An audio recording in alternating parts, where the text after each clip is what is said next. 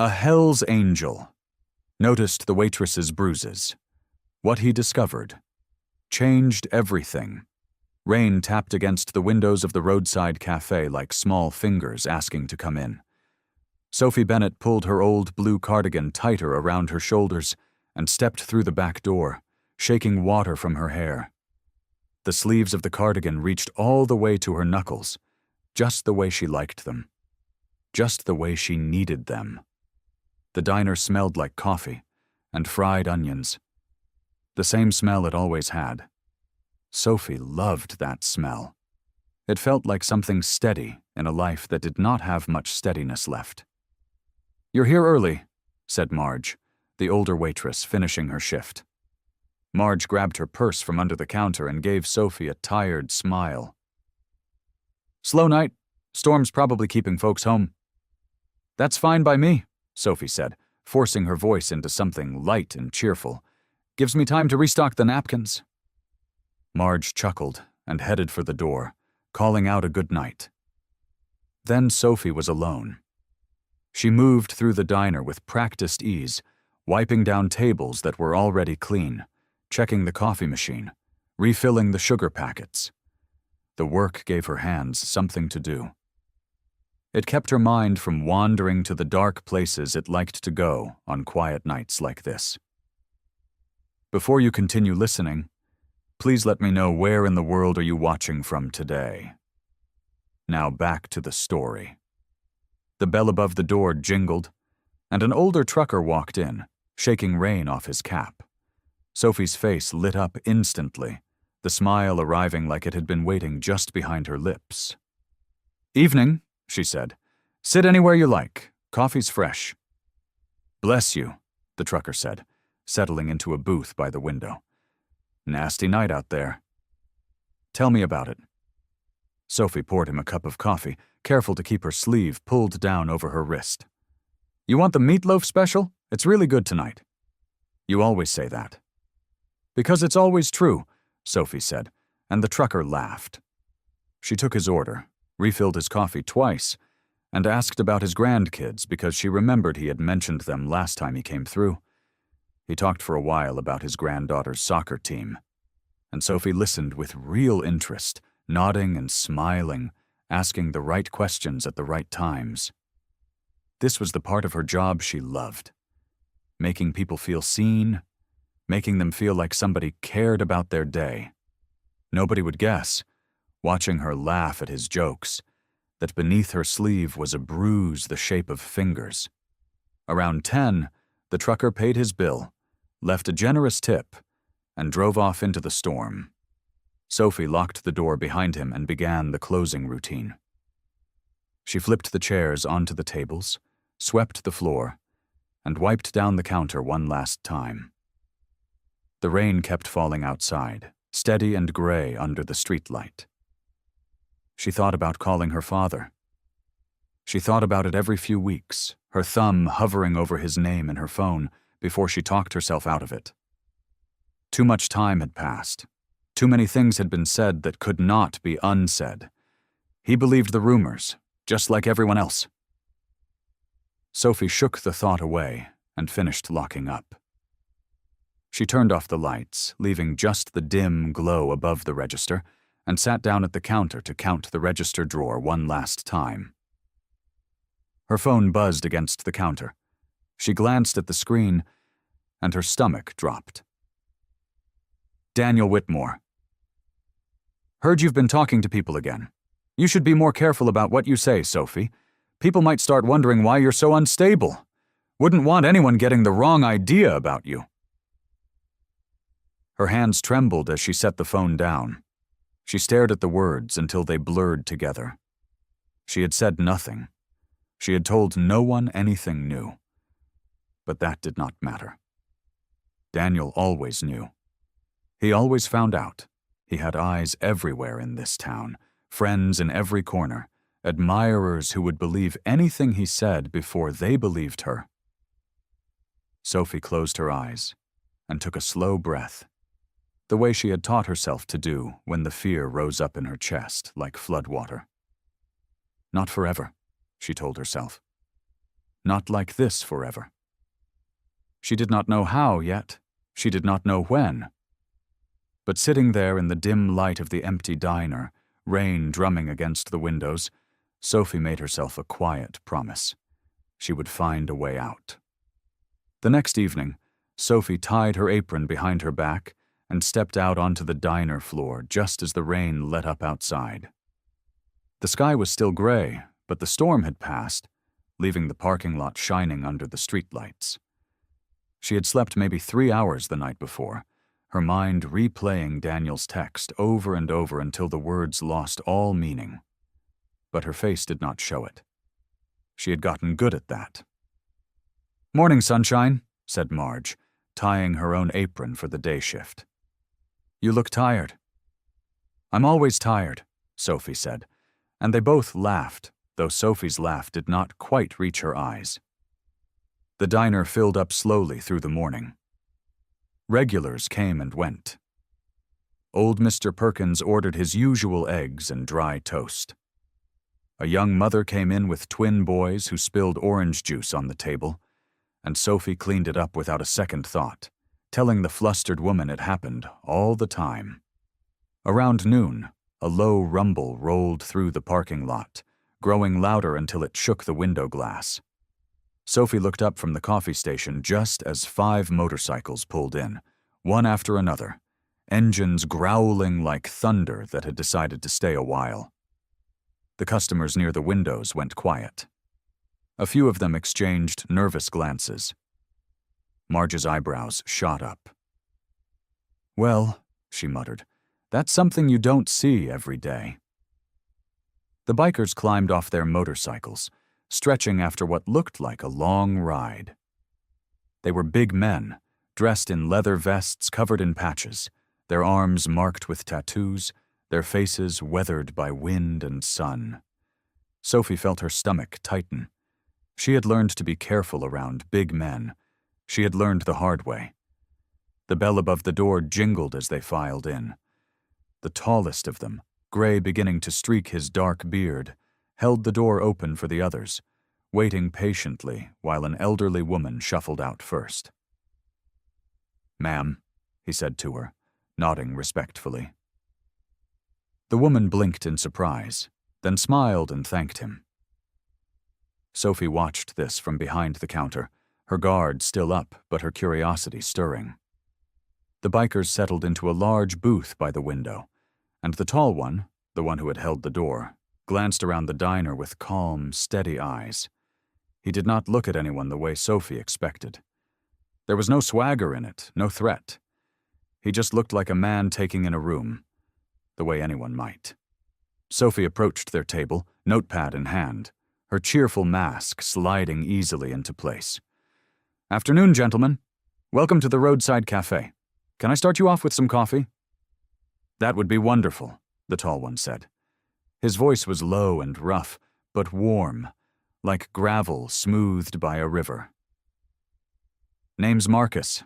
These are my brothers. We've been riding since sunrise." "Well, you picked a good spot to stop," Sophie said, writing down their coffee orders. "The meatloaf's the special today if anybody's hungry." "We're always hungry," one of the younger bikers said, and the table laughed. Sophie took their orders, refilled coffee cups without being asked, and moved through her routine with the same warmth she gave every customer. The bikers were polite, thanking her each time she came by, asking about the town, asking how long she had worked at the diner. Marcus said little compared to the others, but Sophie noticed he watched the room carefully, the way someone does when they are used to keeping an eye on things. When she came by to refill his coffee for the second time, her sleeve caught on the edge of the table and slipped back just slightly as she reached for his cup. There, on the pale skin of her wrist, was a bruise.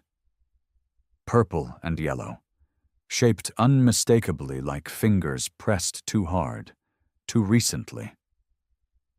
Sophie yanked her sleeve back down in an instant, laughing lightly to cover the movement. "Sorry about that. Let me get you a fresh cup."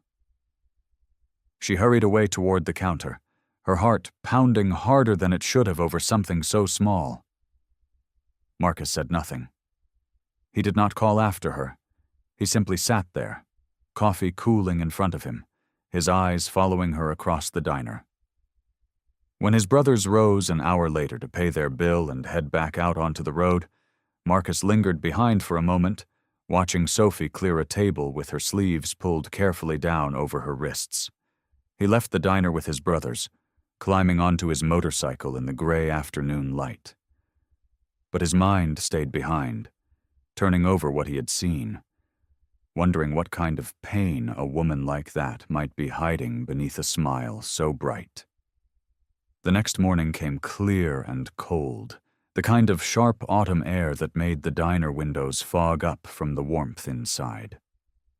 Sophie arrived before her shift started, same as always, tying her hair back in the little mirror by the kitchen door. She did not know it yet, but the rumble of engines would return before the lunch rush even began. Marcus had not planned on coming back. He told himself the group needed breakfast before hitting the road again, that the diner was simply the closest place with decent coffee. But some part of him knew that was not the whole truth. He had lain awake the night before in a cheap motel bed, staring at the ceiling, thinking about a bruise shaped like fingers. The bikes pulled in around 8:30. Sophie saw them through the window and felt her stomach do that same nervous flip from the day before, though she could not explain why. "They're back," Marge said, peeking over Sophie's shoulder. "Guess they liked the meatloaf." Sophie forced a smile. "Guess so." The 5 men filed in and took the same booth by the window. Marcus nodded politely as he passed, and Sophie nodded back, notepad already in hand. "Morning again," she said. "Coffee all around?" "Please," Marcus said. "And whatever's good for breakfast?" As she took their orders, Marcus watched her closely, though he tried not to make it obvious. He noticed the way she said sorry when she bumped the edge of the table, refilling a cup. He noticed she said sorry again when she misheard one of the younger bikers ask for cream instead of sugar. She said it a 3rd time when she nearly dropped a napkin dispenser, catching it before it hit the floor. None of these things were mistakes worth apologizing for.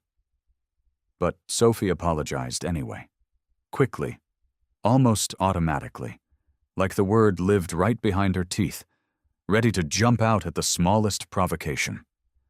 Marcus filed each one away quietly. Around 9, a trucker 2 booths over got a phone call that seemed to upset him. He raised his voice, cursing at whoever was on the other end, slamming his coffee cup down hard enough to rattle the saucer.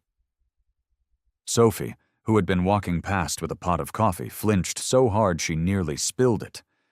Her whole body went stiff for a second, her eyes wide, her breath caught somewhere in her throat. She recovered quickly, forcing her shoulders back down, but Marcus saw it. He saw the way fear moved through her like a current before she could stop it. He glanced at his brothers. None of them seemed to notice. They were busy eating, talking about the road ahead, laughing about something from the night before. But Marcus noticed. Marcus always noticed. When Sophie came back to refill his cup for the 2nd time, he set his hand gently on the table, not touching her, just enough to get her attention without startling her further. "Sophie," he said quietly, "can I ask you something?" She paused, coffee pot still in hand. "Sure. You okay?" The question was simple. His voice was calm, low, careful, the way you might talk to a bird that could fly off if you moved too fast. Sophie blinked, and for just a moment, something flickered behind her eyes. Something like surprise, like nobody had asked her that in a long time and meant it.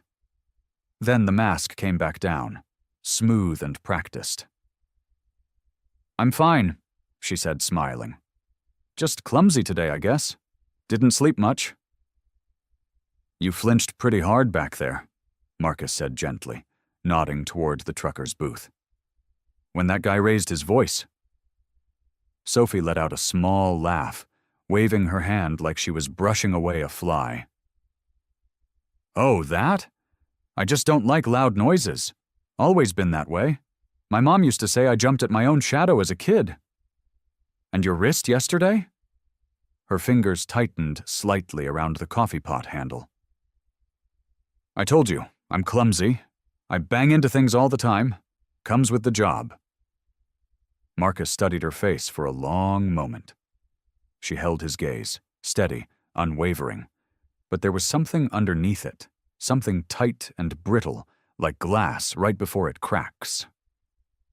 "All right," he said finally, leaning back. "Just checking." "Thanks for the concern," Sophie said, and her smile seemed genuine enough, warm even, though her eyes still carried that same tired weight from the day before. "Can I get you boys anything else?" "We're good," Marcus said. She moved on to the next table, apologizing to an elderly couple for a delay in their order that was not even her fault. Marcus watched her go, coffee cooling in front of him again, and he knew, without a single doubt, that whatever Sophie was carrying, it was heavier than clumsiness, heavier than bad sleep, heavier than anything a person should carry alone. Marcus told the others they were staying in town a few more days. He blamed it on his bike, said something in the engine sounded off and needed looking at. Tommy, the youngest of the group, raised an eyebrow but said nothing. The rest just shrugged and found a cheap motel off the highway. Nobody questioned Marcus much. That was not how the Brotherhood worked. If Marcus said stay, they stayed. So they came back to the diner. Again and again. Tuesday morning, Sophie was refilling ketchup bottles behind the counter when the bell above the door jingled. Marcus watched her hands. They stopped moving. A man walked in, tall, silver-haired at the temples, wearing a soft gray sweater that looked expensive without trying too hard. He smiled at everyone he passed, calling out names like he owned the place. "Morning, Frank. Evelyn, how's that grandson of yours? Still walking?" The whole diner seemed to brighten around him, like sunlight breaking through clouds. "That's Daniel Whitmore," Marge whispered to Marcus as she dropped off his order. "Runs the counseling center downtown. Man practically built half the good things in this town. Youth programs, the food pantry, all of it. Everybody loves him." Marcus said nothing. He watched Sophie instead. She had gone very still, the ketchup bottle forgotten in her hand. Her shoulders had crept up toward her ears, the same way they had after the trucker's outburst. Except this time there had been no loud noise, no slammed cup, just a man walking through a door. Daniel made his way to a booth near the back, still smiling, still greeting people. When Sophie approached to take his order, Marcus noticed the change in her walk. It became smaller somehow, careful, like she was trying to take up less space in the world. "Morning, Sophie," Daniel said warmly, loud enough for others to hear. "You look tired, sweetheart. You been sleeping all right?" "I'm fine," Sophie said quickly. Too quickly. "You always say that." Daniel's laugh was easy, practiced. He turned slightly toward the couple in the next booth. "This girl works too hard. I keep telling her she needs to take better care of herself." The couple smiled and nodded, charmed by his concern. Sophie took his order and hurried away. This became the pattern over the next several days. Every time Daniel walked through that door, Sophie's whole body changed. She apologized more. She smiled wider, but the smile never reached her eyes. She kept glancing toward him even while serving other tables, like she was tracking a storm on the horizon. Marcus began timing his visits to overlap with Daniel's. He told himself he was just being careful, gathering information, but the truth was simpler than that. He could not stop watching. Something about the way Daniel spoke to Sophie in public, warm and gentle and full of concern, did not match the fear living in her eyes. On Thursday afternoon, Marcus got his answer. He had stepped outside to make a phone call, standing near the side of the building by the dumpsters, half hidden from the parking lot. He heard the back door creak open. Sophie stepped out, carrying a bag of trash, and Daniel followed close behind her. Marcus froze, phone still against his ear, though the call had already ended. "You've been avoiding me," Daniel said. His voice had lost its warmth. It was flat now, cold, quiet in a way that carried more weight than shouting ever could. "I've just been busy," Sophie said. Her voice shook slightly. "Busy." Daniel stepped closer. "With bikers?" "Sophie, do you understand what people will think if they see you cozying up to men like that? Do you understand what that does to your credibility? Nobody trusts an unstable girl who runs around with criminals." "They're not criminals," Sophie said, but it came out weak. "That's not the point." Daniel's hand shot out and grabbed her wrist, not hard enough to bruise this time, just hard enough to make his point clear. "The point is, you need to remember who believes you and who doesn't. Right now, I'm the only reason anyone in this town still thinks you're sane." Sophie's face had gone pale. She nodded, quick and small. "Good girl," Daniel said, releasing her wrist. Then, as if a switch had flipped, his whole face transformed. The coldness vanished. The warmth returned instantly, effortlessly, like he had simply changed clothes. The back door swung open again. One of the cooks stepped out for a smoke break. "Daniel, didn't know you were back here," the cook said. Daniel smiled, bright and easy. "Just checking on Sophie, making sure she's taking care of herself. She works too hard, this one." Marcus stood frozen behind the dumpster, his phone still in his hand, his jaw tight with something that felt a lot like rage. The diner closed at 9. Marcus waited outside until the lights went dark inside, until Marge's old car pulled out of the lot and disappeared down the highway.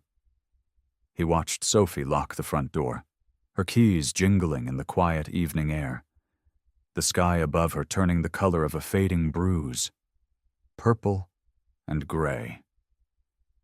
He walked up slow, hands visible, the way you'd approach a scared animal. "Sophie." She jumped, spun around, one hand pressed flat against her chest. When she saw it was him, some of the fear drained out of her shoulders, but not all of it. Not even close. "Marcus, you scared me." "Sorry." He stopped a few feet away, giving her room. "Got a minute?" "I really should get home." "I know." He looked down at his boots, then back up at her. "I'm not going to keep you long.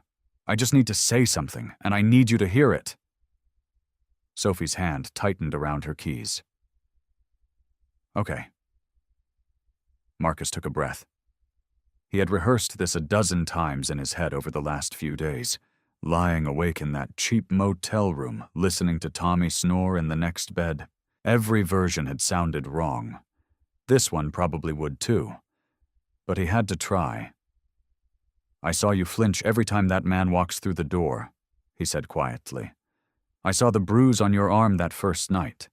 I saw him grab your wrist behind the diner on Thursday." Sophie's face went white. "You were there." "I was there." Her eyes filled fast, and she looked away toward the dark road, like she was thinking about running. "Sophie, I'm not here to hurt you. I'm not here to make things worse. I've been riding with the same men for 20 years and not one of them would lay a hand on a woman who didn't want it there. That's not who we are, whatever people think when they see us." "I know," she whispered. "I know you're not like that." "Then talk to me. Please." His voice softened even more, the rough edges of it smoothing out like sanded wood. "You don't have to carry this by yourself anymore, whatever it is." Sophie stood there a long moment, keys still clutched tight in her fist, the wind picking up loose strands of her hair. Marcus waited. He did not move closer. He did not push. He just stood there, steady, like a man willing to wait as long as it took. Something in her seemed to crack open. "He's going to ruin me," she said, so quiet Marcus almost missed it. "Who?" "Daniel." The name came out like a wound reopening. "Daniel Whitmore." Marcus felt something cold settle into his stomach, even though he had already guessed it. Hearing it out loud was different. It made it real. "He's the one hurting you." Sophie nodded, tears finally spilling down her cheeks. She wiped at them angrily, like she was mad at herself for crying. "Everybody loves him. Everybody thinks he's some kind of saint. The youth programs, the food pantry, all of it. He built this whole image, this whole life, and nobody sees what's underneath." "Tell me," Marcus said gently. "He started counseling me 2 years ago, after my mom died. I was a mess, Marcus. I didn't know how to function. He was kind at first. He was so kind." Her voice cracked. "And then it changed. Slowly. So slowly I didn't even notice until it was too late." "What changed?" "He started controlling things, who I talked to, where I went. He'd get angry, but only when we were alone. In public he's always warm, always smiling, always the perfect gentleman." She let out a broken laugh. "Nobody would ever believe it. I tried telling someone once. My old landlord. Daniel found out somehow, and within a week the whole town thought I was unstable, emotionally troubled. A liar!" "He did that on purpose." "He's smart, Marcus. He knows exactly what he's doing. He tells people I'm fragile, that I've had a hard time coping since my mom passed, that I say things that aren't true because I need attention, and people believe him because why wouldn't they? He's Daniel Whitmore. He helps everybody." Her shoulders shook. "Nobody would ever believe me over him. Nobody." "I believe you," Marcus said. "Right now, tonight, I believe every word." But Sophie only shook her head. "Then you're the only one." She wiped her face with her sleeve, and Marcus caught sight of the fabric sliding up her arm, the bruise underneath dark as a storm cloud.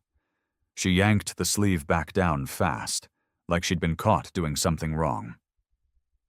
"Come on," Marcus said. "Let me walk you to your car at least." She let him. They crossed the empty lot together, gravel crunching under their boots, and when she got in and drove off into the dark, Marcus stood there a long time before he finally climbed on his bike. He didn't go back to the motel. Instead, he rode into town, past the closed shops and the quiet houses, until he found the diner's old regular hangout, a bar called Pete's that stayed open late. He walked in, ordered a beer he didn't touch, and started listening. It didn't take much. People in small towns loved to talk, and all Marcus had to do was mention Daniel Whitmore's name, and the conversation took off on its own. "Daniel? Man, that guy's a saint," said a heavy-set man at the end of the bar, barely looking up from his drink. "Runs the youth center. Got half the kids in this town off the streets and into something better. My nephew was headed for real trouble before Daniel stepped in." "He organized the whole toy drive last Christmas," said the bartender, wiping down a glass. "Personally delivered gifts to every family that needed help. Didn't want credit for it either. Real humble guy." Marcus nodded along, keeping his voice easy. "Sounds like a good man." "Best there is," the bartender said. "Shame about that waitress at the diner, though. Sophie, right? Sweet girl, but something's not right with her. I heard she's been saying all kinds of wild things about people. Daniel, especially. Real sad, actually. Guess her mom dying messed her up pretty bad." Marcus kept his face still, but his hand tightened around his glass. "That so?" "Yeah. Daniel's been nothing but patient with her. Tried to help her, even after everything. Says he doesn't hold it against her. That's the kind of man he is." Marcus left 20 minutes later, his stomach twisted into a hard knot. He rode to 2 more places that night, a diner across town and a gas station where a couple of old-timers sat drinking coffee. Every single conversation followed the same pattern. Daniel Whitmore, hero. Sophie Bennett, troubled girl who couldn't be trusted. It was like watching a magic trick performed so well that even Marcus almost believed it. And he knew the truth. He understood then what Sophie had been fighting. It wasn't just a man with a temper hiding behind closed doors. It was a story built brick by brick over years, so solid that nobody thought to question it. Daniel hadn't just hurt Sophie. He'd rewritten the truth so completely that anyone she tried to tell would hear her words and think of a broken woman instead of a victim. The next evening, Marcus found Sophie again outside the diner. Same time, same fading light in the sky. She looked surprised to see him waiting there, but not afraid this time. That was something, at least. "I asked around town," Marcus said. "No point dancing around it. About Daniel." Sophie's face tightened. "And?" "Everybody thinks he's some kind of hero, and everybody thinks you're—" He stopped, not wanting to say the word. "Unstable," Sophie finished for him, flat and tired. "Yeah, that's the word he likes to use." "I believe you, Sophie. I want you to know that. Whatever happens next, you're not going to face this alone. Me and my brothers were not going anywhere."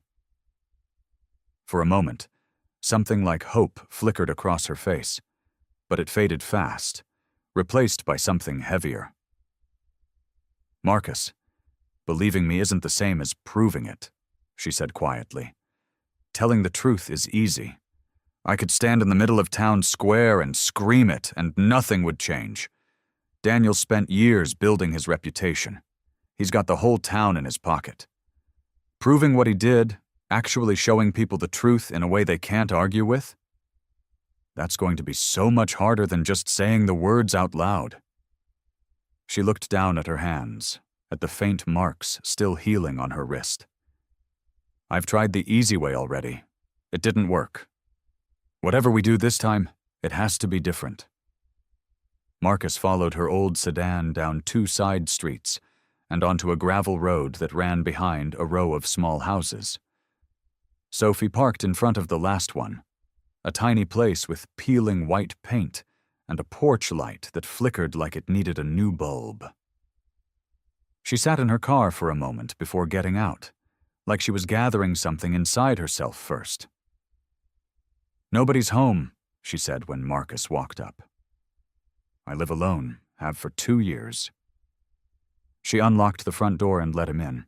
The house was small but neat, everything in its place, like she needed order in the one space she controlled. A couch, a lamp, a stack of paperback books on a side table. Nothing on the walls except a single photo of a woman who looked like an older version of Sophie. "My mom," Sophie said, catching him looking. "She passed 3 years ago, before all this started."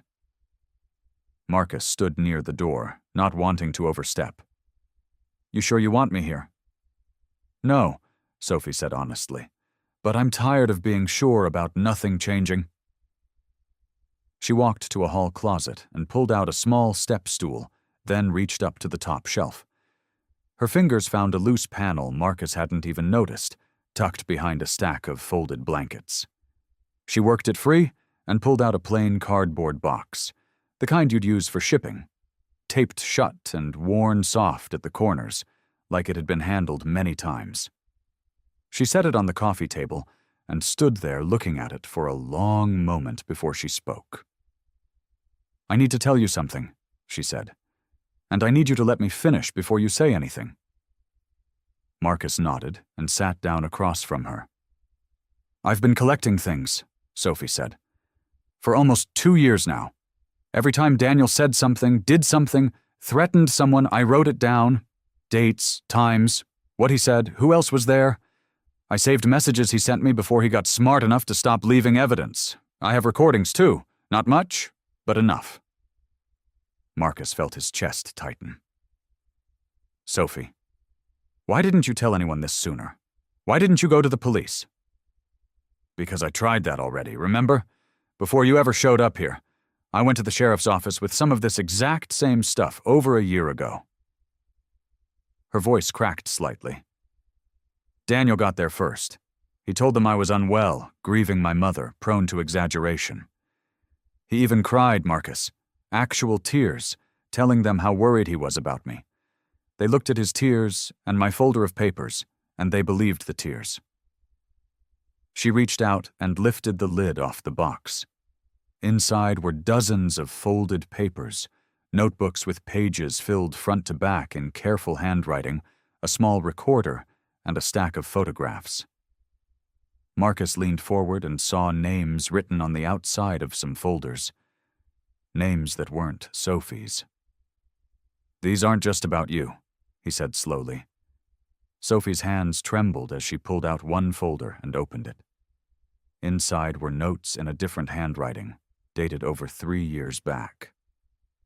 Her name is Rachel, Sophie said. She came to Daniel for counseling after her divorce.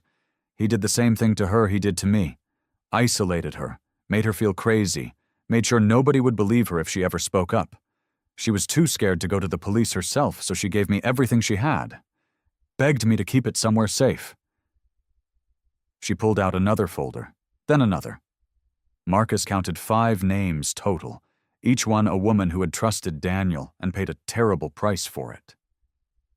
There's more, Sophie said, her voice barely above a whisper now. There's a girl right now, Marcus. Young, no family in town, no one to notice if she disappears from everyone's radar. Daniel's been spending time with her the last few months. I recognize the pattern. I recognize it because I lived it. Marcus felt something cold settle in his stomach. That's why you stayed, he said, understanding hitting him all at once.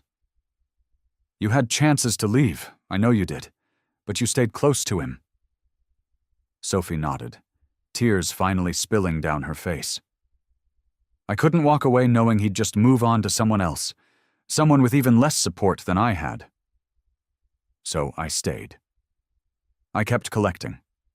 I told myself if I could just get enough proof, real proof, something nobody could argue with, I could stop him before he hurt her the way he hurt the rest of us. She closed the folder gently, like she was tucking someone into bed.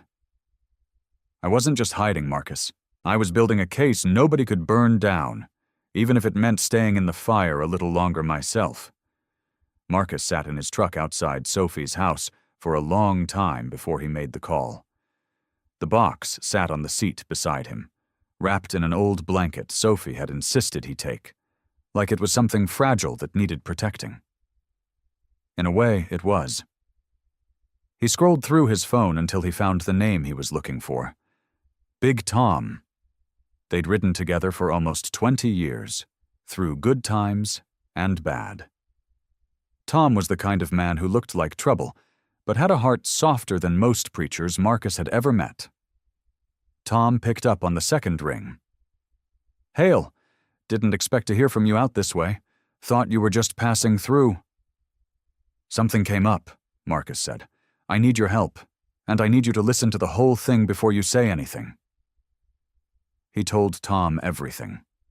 The bruises, the diner, Sophie's kindness and her fear. Daniel Whitmore and his charity events and his community awards and the folder full of names that proved none of it was real. Tom was quiet for a moment. You're telling me this guy's been getting away with this because everybody trusts him?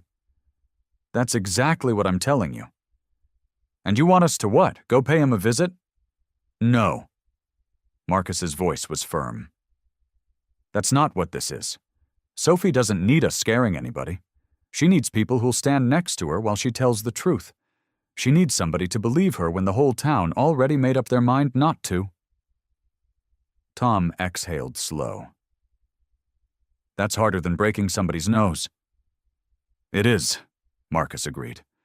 But it's what she needs. I need you to understand that going in. We're not the muscle here. We're just witnesses. We're here so she's not standing alone. All right, Tom said. I hear you. I'll make some calls.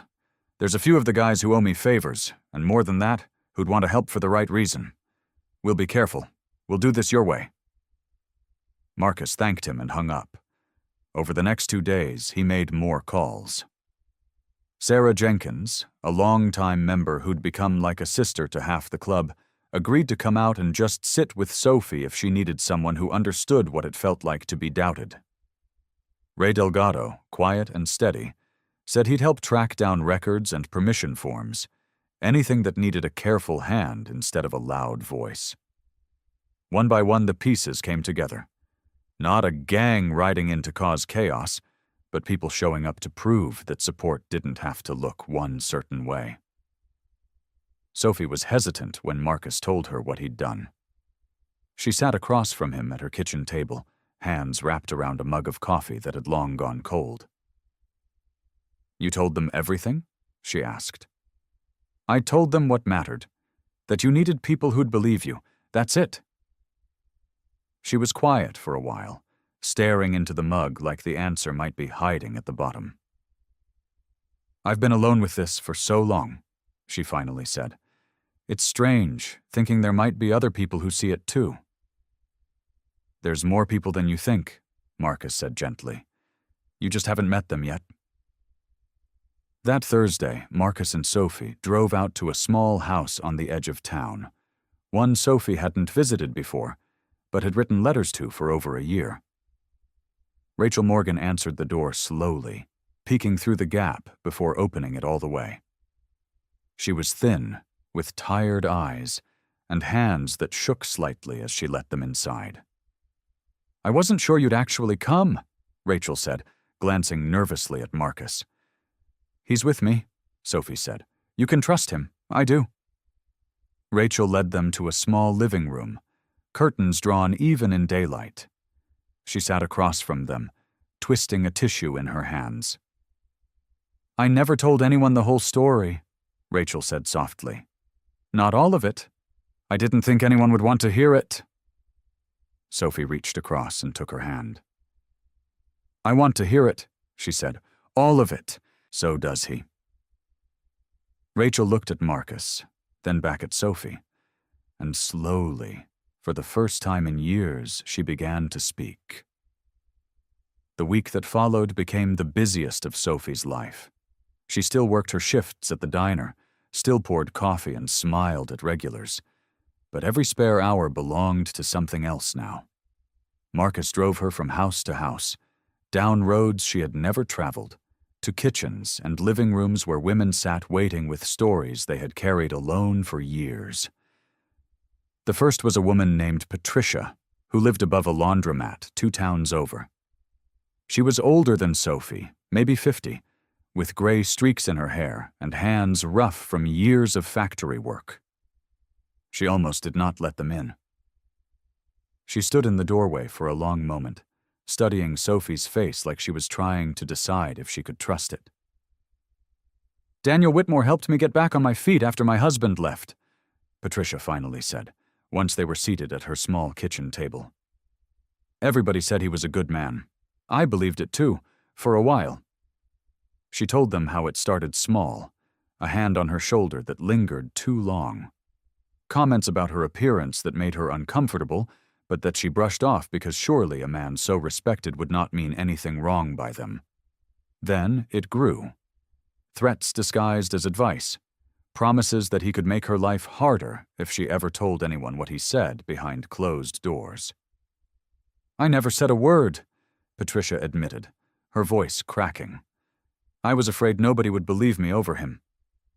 Sophie squeezed her hand. "I believe you," she said, "and I am not the only one." By the end of the week, Sophie had heard 6 stories, each one different in its details but the same in its shape. Daniel found women who were struggling, offered help they desperately needed, and then used that help as a leash.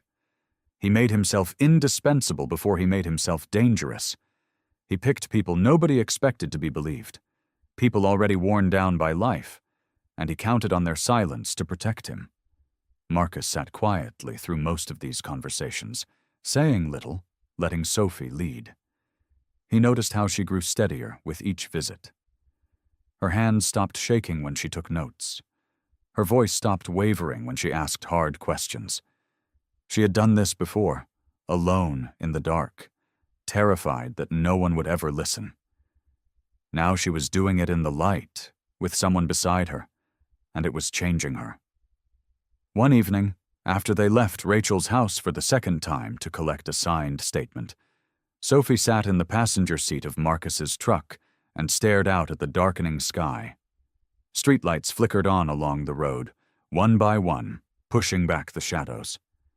"I used to think I was just trying to survive him," she said quietly. "Get through one more day. Keep him from hurting someone else if I could. That was as far as I ever let myself think." Marcus kept his eyes on the road, but listened close.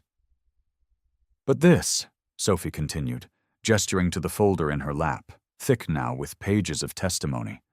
"This is not surviving anymore. This is something else." "What do you think it is?" Marcus asked. Sophie thought for a moment. "Fighting," she said finally. "I think I am fighting now. Not just hiding and hoping he does not notice me. I am building something that can actually stop him." She opened the folder and looked through the pages, each one a name, a story, a woman who had been afraid for far too long. Patricia, Rachel, others whose names Sophie had memorized like prayers, women who trusted her enough to speak the truth out loud for the first time. "I used to be ashamed of all this," Sophie admitted, like it proved something was wrong with me, that I was too weak to stop him, too foolish to see what he really was. "You were never weak," Marcus said firmly.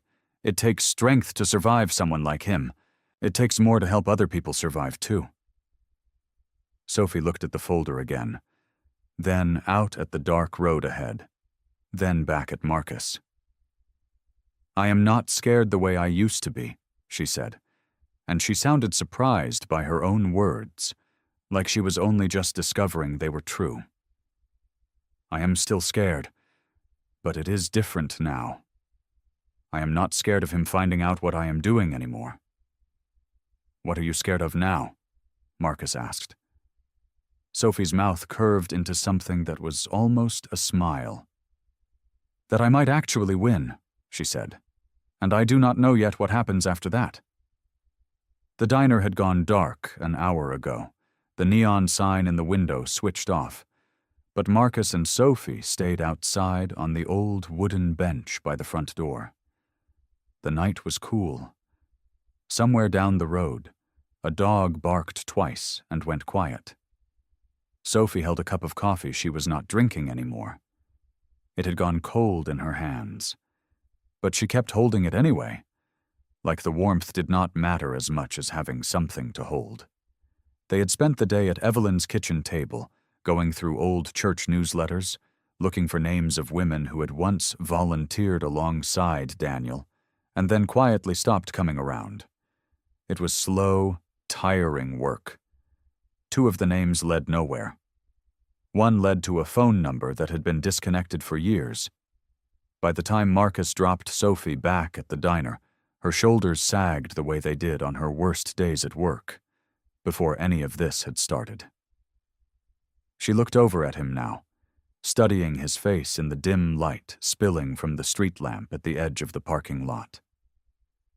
"Can I ask you something?" she said. "Go ahead." "Why do you care so much?" Sophie turned the cup slowly in her hands. "You don't know me. Not really. You rode into town on your bike. You could have kept going, found another diner, another cup of coffee.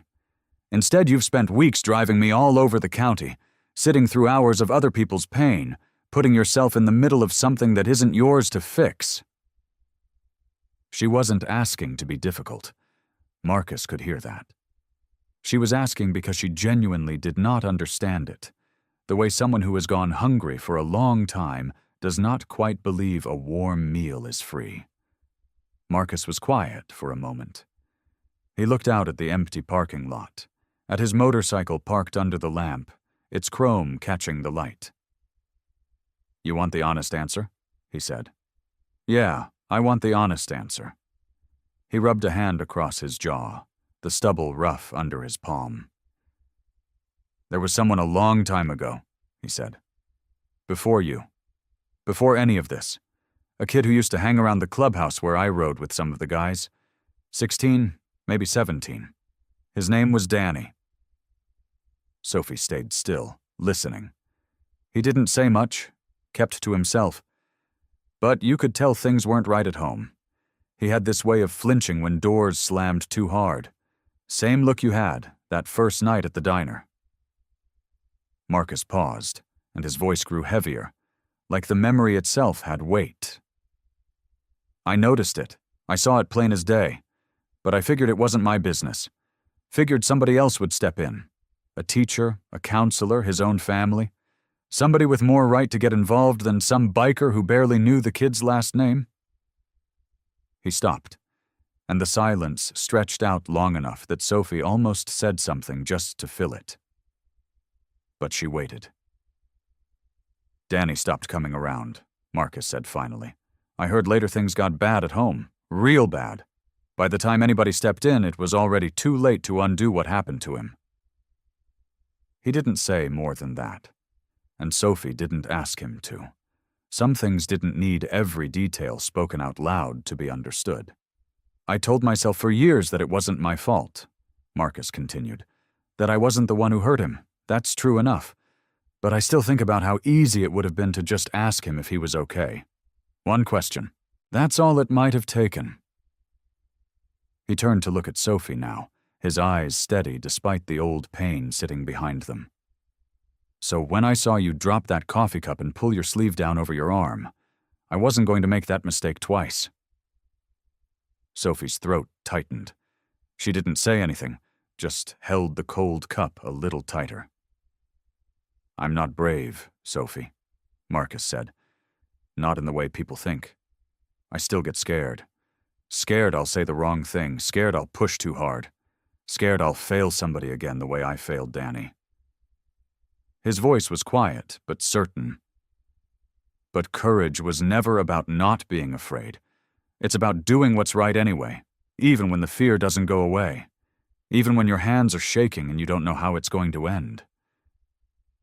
Sophie set the coffee cup down on the bench beside her, careful, like she needed her hands free for what she was about to say. I almost left once, she said. About a year ago, before you ever rode into town. Marcus turned to look at her, but he didn't say anything. He had learned by now that Sophie needed room to get her words out at her own pace, without anyone rushing her. I had a cousin in Ohio, she said. She told me I could stay with her as long as I needed. She didn't ask questions, just said pack a bag and come. I had it all planned out. I was going to leave on a Sunday when Daniel always had his church meetings, so nobody would notice me go until it was too late for him to stop me. She looked down at her hands. I even packed the bag. It was sitting by my door for 3 days. What happened? Marcus asked, his voice low. Sophie let out a breath that shook a little on its way out. I found out about Rachel. Marcus went still. She was new in town, 19 years old. No family close by, nobody watching out for her. She'd started going to Daniel for counseling because she was having trouble finding work, trouble finding her footing. And I recognized it, Marcus. I recognized every single thing he was doing to her. The way he made her feel like he was the only one who understood her. The way he started showing up places she'd be, like it was a coincidence. The way he talked about her like she was fragile, like she needed him. Her voice cracked, just slightly, before she steadied it again. I saw myself in her, exactly how I used to be before I understood what he was doing to me. And I thought, if I leave now, if I get on that bus and disappear to Ohio, nobody is going to warn her. Nobody is going to notice what's happening until it's already too late. Just like nobody noticed with me until I was in too deep to get out easy. She wiped at her eyes with the back of her hand. Quick, like she was embarrassed to be crying.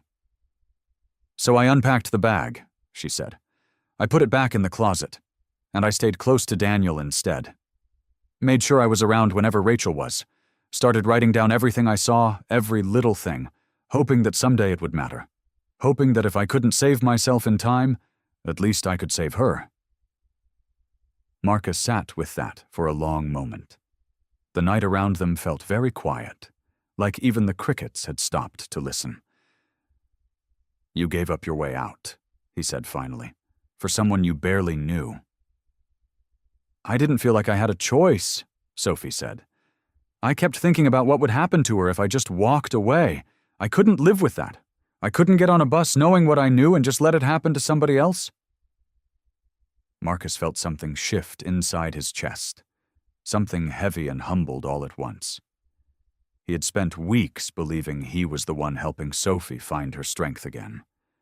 But sitting there in the dark, hearing this, he understood he had it backward the whole time. "Sophie," he said, "you had an exit, a real one. A bus ticket and a place to go and a cousin waiting for you with open arms.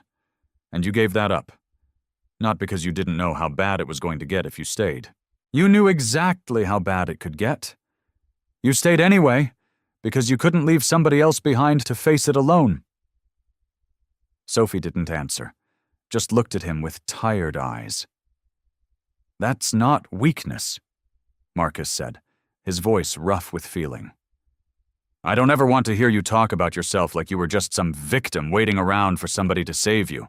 You hear me? You are one of the strongest people I have ever met in my life. Stronger than half the men I ride with, and that's saying something." Sophie's lip trembled, and she looked away towards the dark road, blinking hard. "I didn't feel strong," she whispered. "I just felt like I didn't have another option." "That's what strength looks like most of the time," Marcus said quietly. "It doesn't feel like courage while you're doing it. It just feels like doing the only thing you can live with." The following week, the back room of the diner turned into something like a war room. Sophie had never seen it look this way before.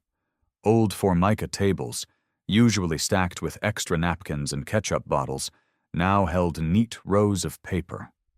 Marcus had brought in a folding table from his saddlebag storage, the kind bikers used at rallies, and set it up along the far wall. On top of it sat 3 cardboard boxes, the same boxes Sophie had hidden away for years, now open for the first time in the light of day. Rachel sat at the end of the table, her hands folded tightly in her lap. She still flinched sometimes when the diner door chimed, but she came every day now, right after her shift at the grocery store. She had brought her own folder, thin but growing thicker each week, filled with dates and times, and the small details she had started writing down the moment Sophie told her what to watch for. "You didn't have to do this," Rachel said one afternoon, watching Sophie organize papers by date. "You could have just left, gotten out. Let the rest of us figure it out." Sophie didn't look up right away. "I thought about that, for a long time. But leaving never felt like the end of anything. It just felt like passing the weight to somebody else." Marcus stood near the doorway, arms crossed, watching the 2 women work. He had spent the better part of 2 decades reading rooms full of dangerous men, sizing up threats before they turned into trouble. He had never expected that same instinct would lead him here, to a diner back room, watching 2 women turn fear into something solid and organized. He had made calls that week. Not the kind of calls people expected from a Hell's Angel. He had an old friend, Walt, who had done 20 years as a public defender before retiring, and who owed Marcus a favor from a long time back. Walt agreed to look over everything Sophie and Rachel had gathered. No charge, no questions asked beyond what the case needed. There was also Denise, a woman who ran a small advocacy group 2 towns over. She had experience walking survivors through the process of coming forward, the kind of process that felt impossible until somebody showed you the first step. Marcus's brothers had connections there too. Favors owed from bar fights broken up outside women's shelters, from rides given to volunteers stranded on back roads at night. Nobody had ever needed to call those favors in until now. By Thursday, the boxes were organized into folders. Dates, names, copies of messages Daniel had sent, screenshots Sophie had saved onto an old flash drive years before smartphones made backups automatic.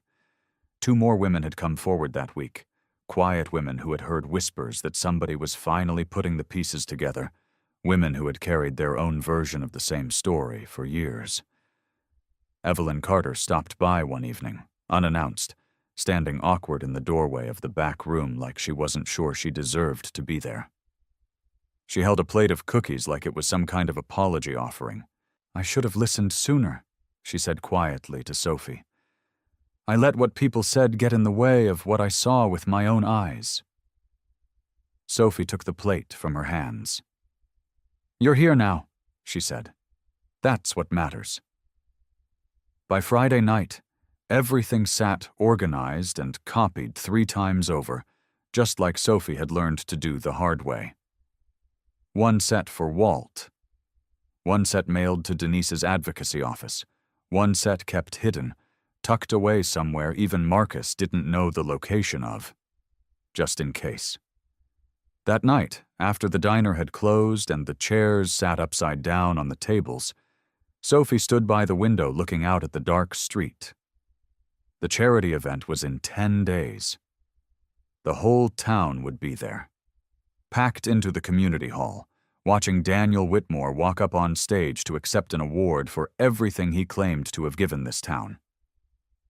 Marcus came up beside her, quiet, waiting. "I'm going to do it there," Sophie said finally. "In front of everyone. Not in some lawyer's office.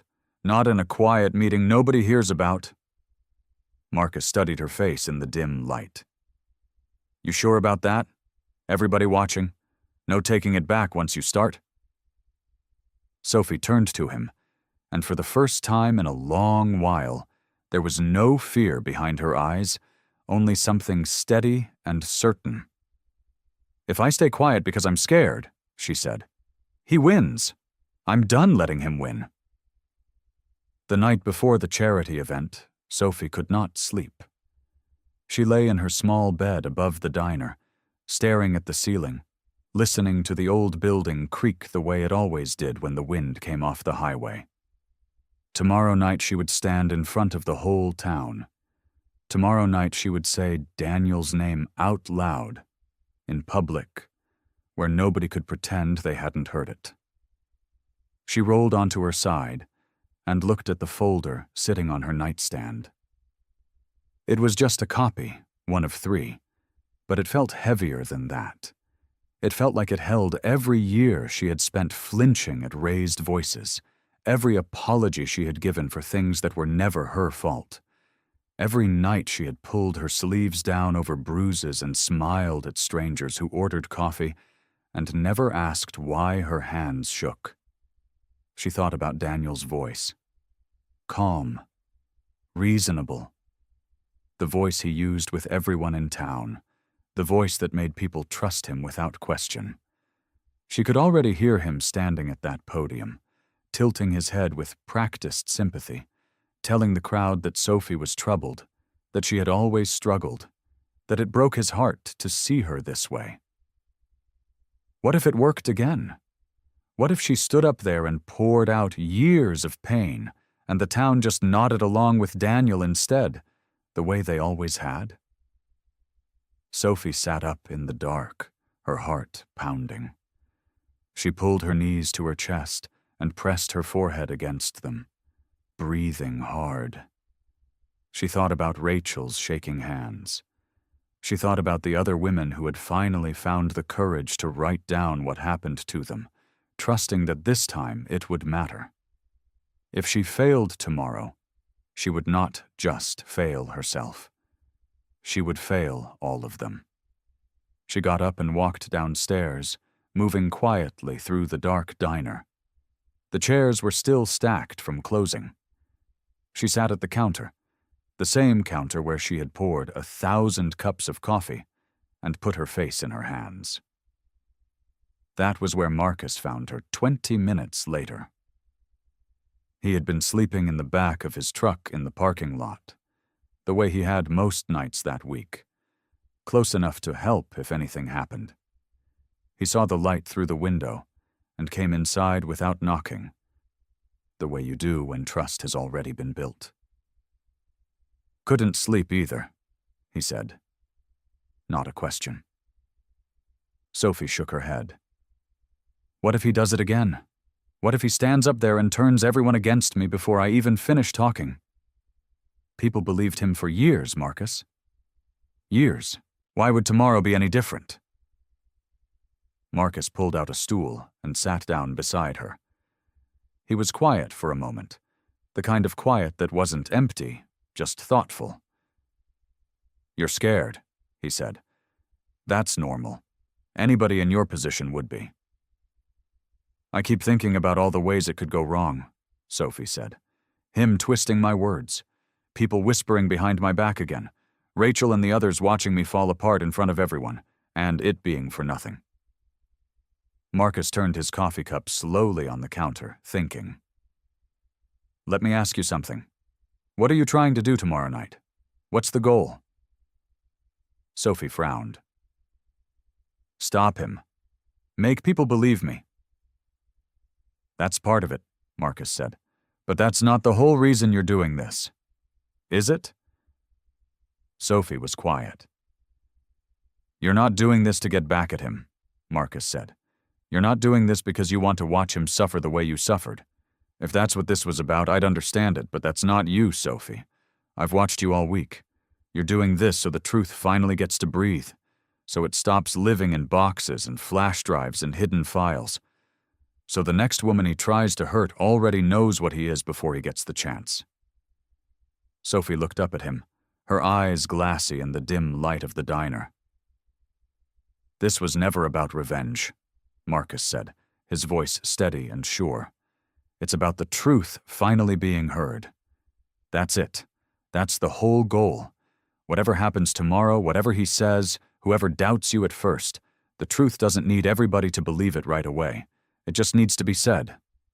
Sophie wiped her eyes with the back of her hand, and something in her chest loosened, just slightly, just enough. Say it, Marcus said gently. Just say it. Let it be heard. That's all you have to do. The community center glowed with strings of white lights, the kind the town put up every year for the charity dinner. Tables covered in white cloths filled the room, each one topped with small candles and folded programs printed with gold letters that read, Whitmore County Charity Gala. At the front of the room, standing near a podium decorated with flowers, Daniel Whitmore smiled the smile that had fooled the whole town for years.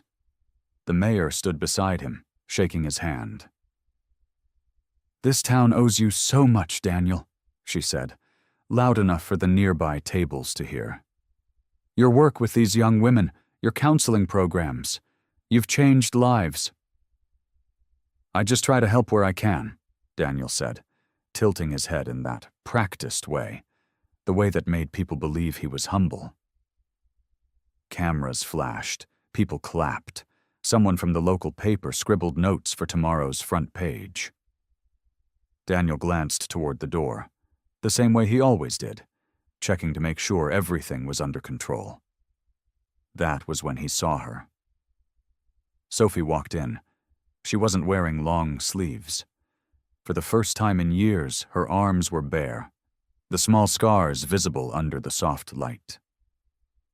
She walked with her shoulders back and her chin lifted, holding a folder against her chest like armor.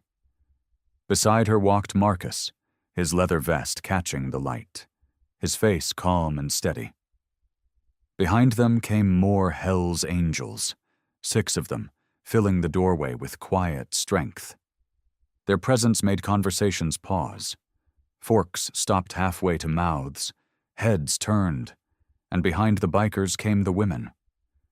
Rachel walked with her arms crossed tightly over her chest, but her eyes were fixed straight ahead. 2 other women Sophie had spent weeks helping find their courage walked beside her, faces pale but determined. Daniel's smile faltered for half a second. Just half a second. Then it snapped back into place, smooth and practiced, like nothing in the world could shake him. "Sophie," he said warmly, loud enough for those nearby to hear. "I'm so glad you came. I was hoping you would." Sophie did not answer him. She kept walking, straight toward the small stage at the front of the room, where the podium waited beneath the string lights. Whispers moved through the crowd, like wind through tall grass. "Is that the waitress? Who are all these bikers?" "I heard she's been telling stories about Daniel again."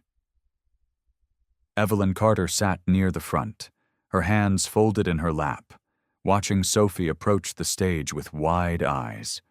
She looked at Daniel, then back at Sophie, confusion flickering across her face.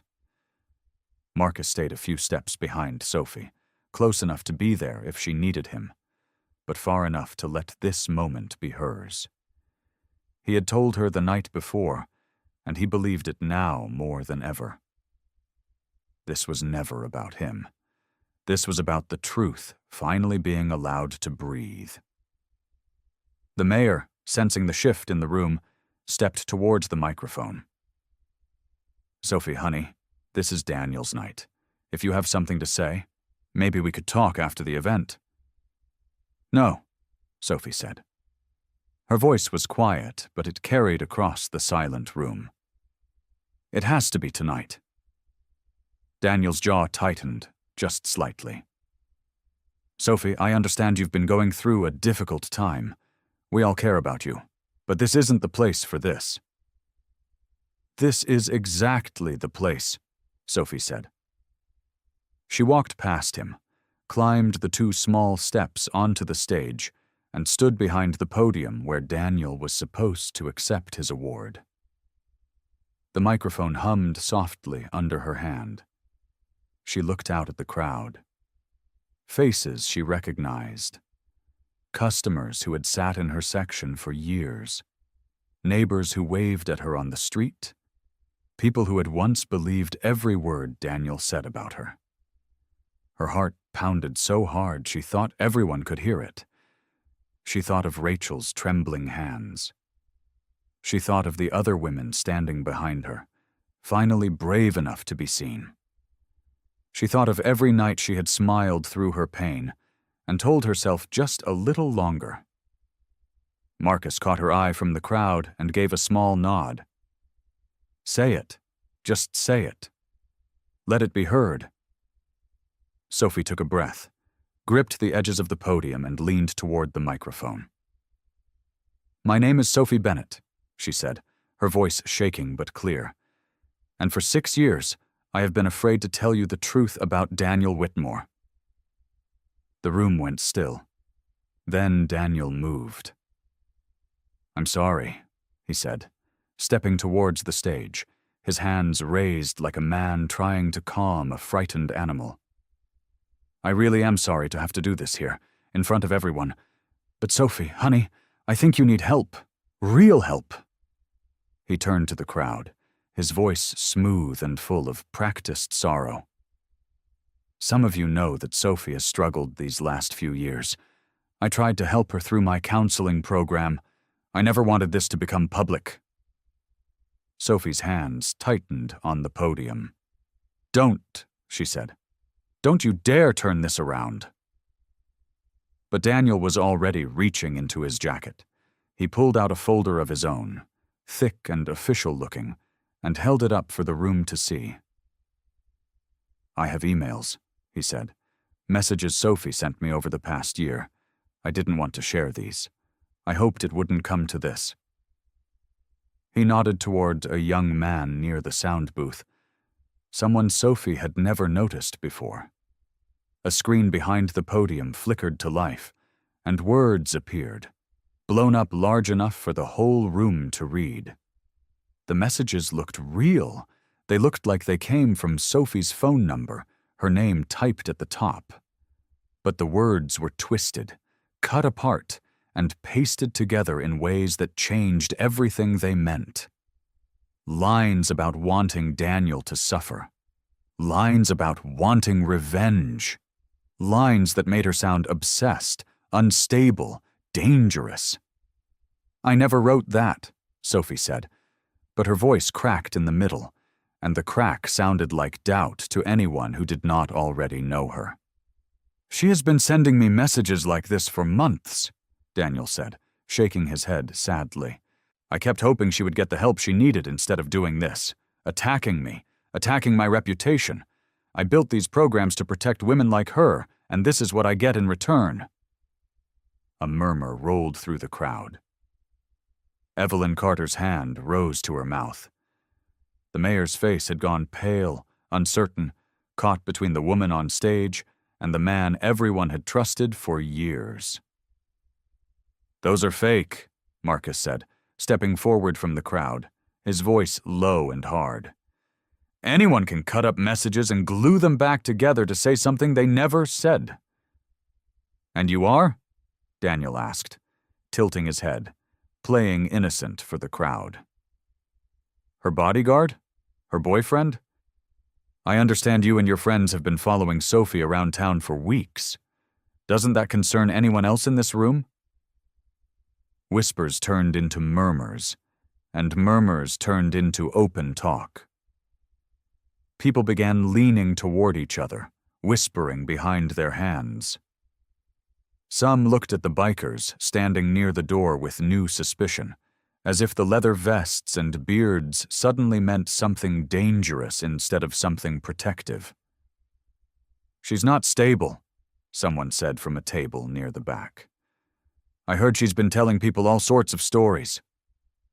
"Poor Daniel," another voice added, "after everything he's done for this town." Rachel stepped forward, her voice trembling. "It's true. What Sophie is saying is true. He did the same thing to me." But her voice was too quiet, swallowed by the noise of the room, and Daniel's folder was still held high, the screen behind him still glowing with words that looked so convincing. Sophie felt the room tilting beneath her, the way it always tilted when Daniel spoke, when his calm voice turned her truth into something twisted and wrong. She looked out at the faces that had once seemed so familiar. Evelyn would not meet her eyes now. The mayor was already leaning toward Daniel, murmuring something apologetic. The folder of evidence Sophie had carried against her chest suddenly felt very small in her hands, paper against the weight of Daniel's polished lies. She opened her mouth to speak again, but no words came. Her throat had closed around the same fear she had felt every single time Daniel twisted her into the villain of her own story. She looked for Marcus in the crowd.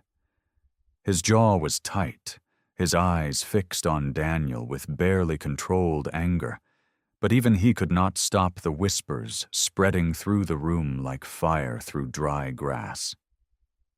Sophie gripped the podium and felt her legs shake beneath her. For the first time since she walked through those doors, she wondered if Daniel might actually win. The event ended in chaos.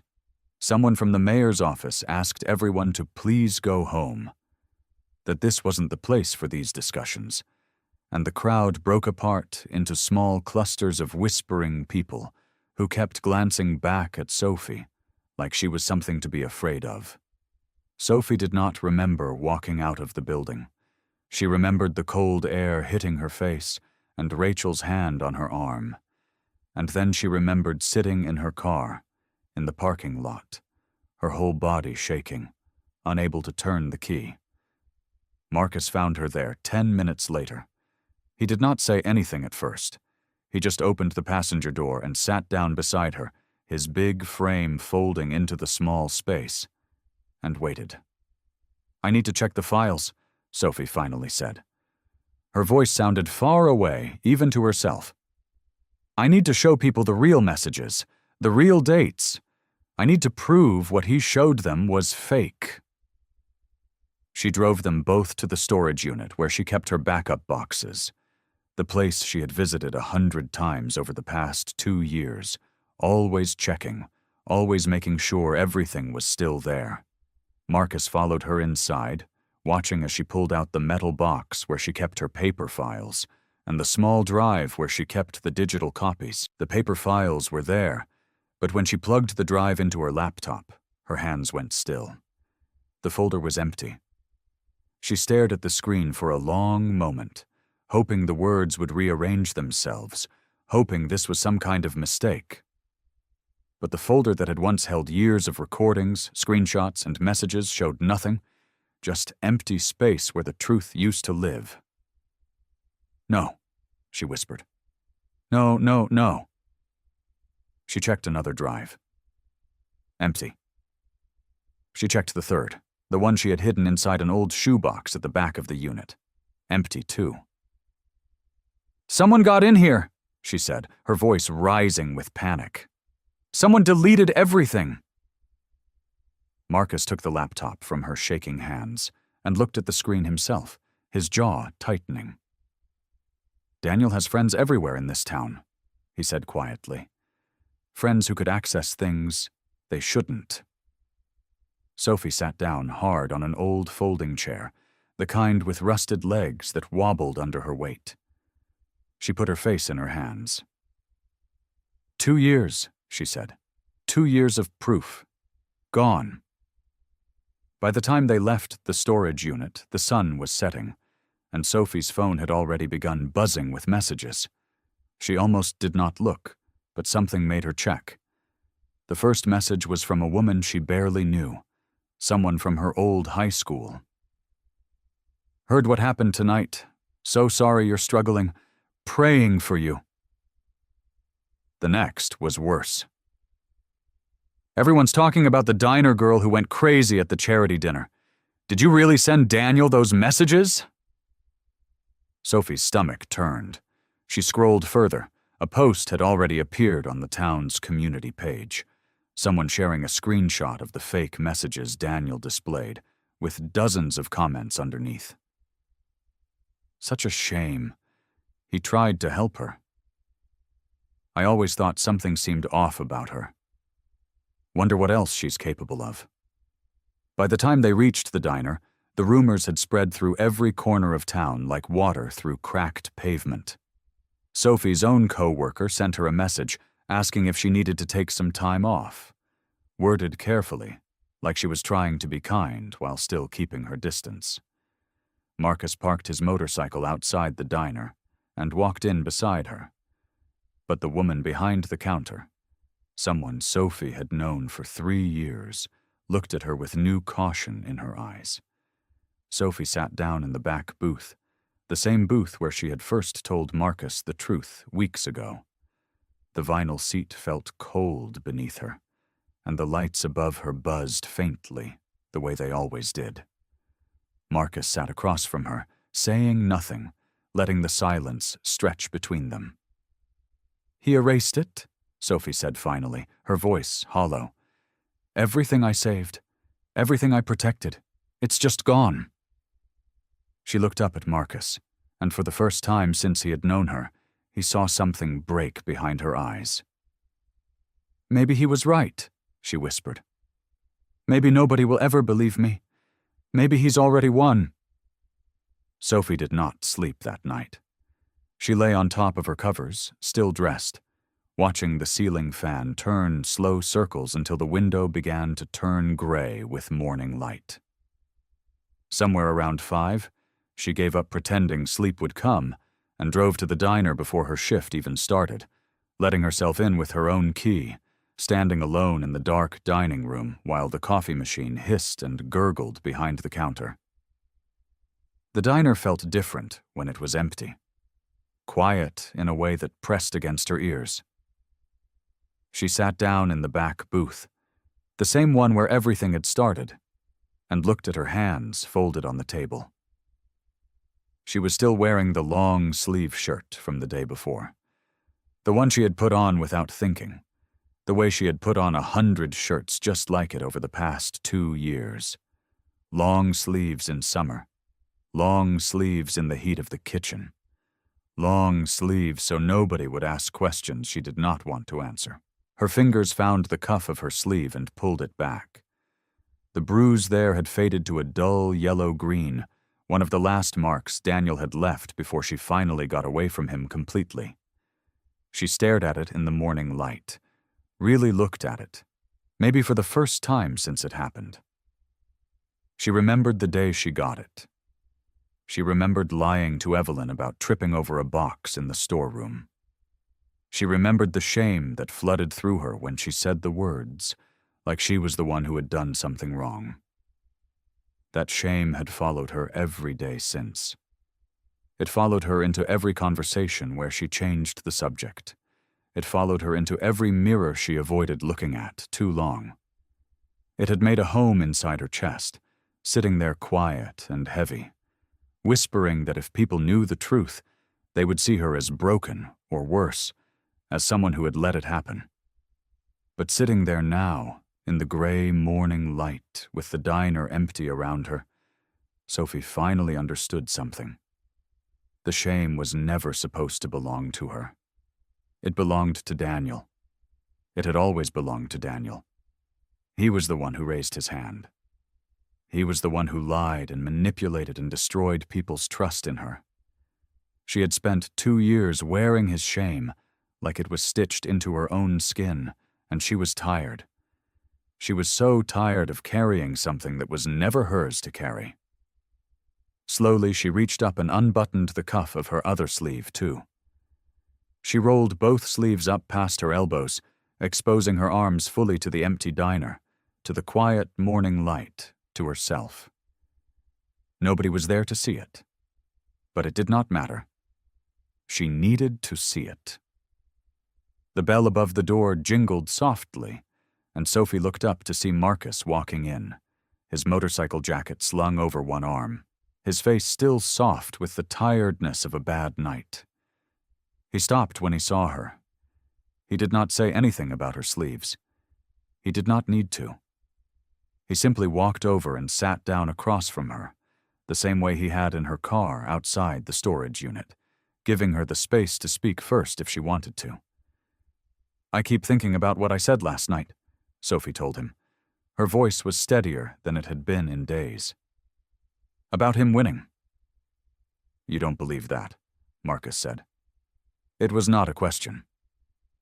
Sophie looked down at her arms, at the bruise fading into her skin. "I think I was scared into believing it for a little while. But he can delete files. He can spread rumors. He can turn this whole town against me if he wants to."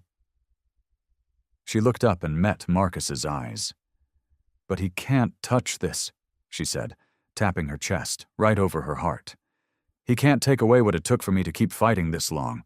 He can't take away the fact that I chose to protect those women even when it cost me everything." Marcus leaned forward, his voice low and steady. "That's right, Sophie. He can take the evidence. He can take your reputation for a while, if he's cruel enough. But your courage, that's yours. It always was. He never had the power to touch that, no matter what he took from you." Sophie felt something settle inside her chest, something solid where the shame used to live. "I'm not done," she said. "I'm not letting him win, not after everything." Marcus nodded slowly, a small smile pulling at the corner of his mouth. "Then let's figure out what's next." Marcus stood up and walked behind the counter, coming back with 2 mugs of black coffee. He set one down in front of Sophie and kept the other for himself, wrapping his big hands around it like he needed the warmth, even though the diner was already warm from the morning sun coming through the windows. "Okay," he said, sitting back down. "Tell me what we actually have left. Not what we lost, what we still have." Sophie wrapped her hands around her own mug and thought for a moment. The steam rose up between them, curling into the quiet air. "The files on my laptop are gone," she said. "Someone got into them last night. Whoever it was knew exactly what to delete. The written statements, the messages, all of it. Wiped clean." "And the physical box? The one in the storage unit?" Sophie shook her head. "I checked before I came here this morning. It's gone too. Somebody broke the lock." Marcus's jaw tightened, but he stayed quiet, letting her keep talking. "For a while last night, I thought that was it," Sophie said. "I thought 2 years of work just disappeared because Daniel has friends everywhere, and one of them probably has a key to half the storage units in this town." She paused, and something shifted in her face. It was not defeat. It was something closer to a small, tired smile. "But then I remembered something," she said. "I've been doing this a long time, Marcus. Longer than you know. And I learned early on that Daniel is smart. He's the kind of smart that always plans 2 steps ahead. So I decided I had to plan 3. Marcus raised an eyebrow. "What did you do?" "About a year ago, after the first time some of my notes went missing from my apartment, I stopped keeping everything in one place," Sophie said. "I made copies, actual paper copies, and digital ones too. I put some on a flash drive and mailed it to my cousin in Ohio. She doesn't even know what's on it. I just told her to keep it safe and not open it unless I asked her to." Marcus set his coffee down, slowly, listening close. "I sent another copy to a friend from culinary school," Sophie went on. "She lives 3 states away now. Never even met Daniel. I mailed her an envelope marked private and told her the same thing, just hold on to it." "And that's not all," she said, her voice growing steadier with every word. "There's a women's crisis organization 2 counties over. I found them online one night when I couldn't sleep. I called them, and I told them everything. Not just about me, about Rachel, about the other women too. They asked me to send whatever proof I had, just in case something happened to me."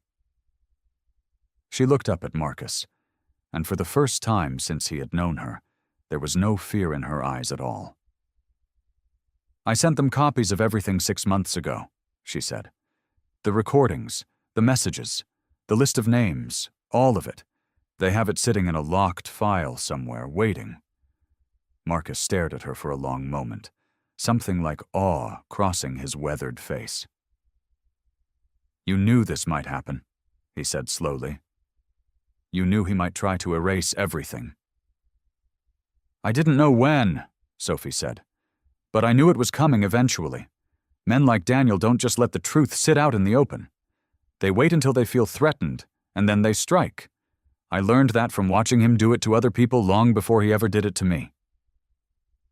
Marcus shook his head, a low laugh escaping him, more relief than humor.